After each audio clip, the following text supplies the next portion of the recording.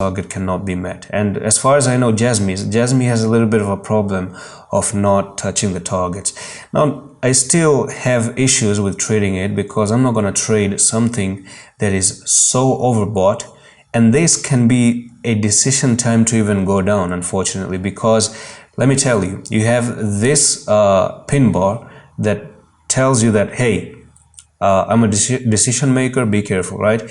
And my decision is that I want to drop down because I'm really overbought on the RSI. And it's very true. If you look at JASMY, we're already up 96%. That's actually double the amount. So it's not like the coin, come on guys, even you know this, that the coin is not going to keep on going up forever.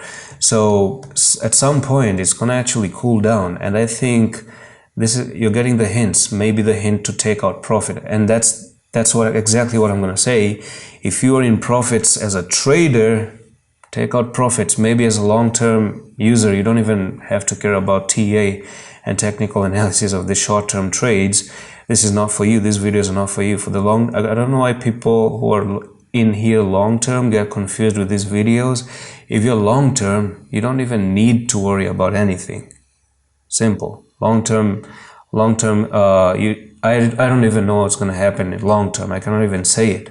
So what I can say though is short term. So the short term tells me that you got a little bit of pin bars, and as far as the definition of pin bar goes is that when you're in an uptrend and you get a pin bar, it could be a decision time to actually go down, and in 80% of the cases they actually go down. I'm just going to give you a warning. We still have a target to the upside, but just in case it doesn't, I mean, it's a trade that I'm not going to take, and it's time for you to do one thing. And maybe probably from my end, it's going to be take some profits, put a stop loss at 4854. If you start to lose, this lowest pin bar, maybe, and you have to close below it, by the way, then you're going to actually retrace down, and there's one level that you can retrace down actually.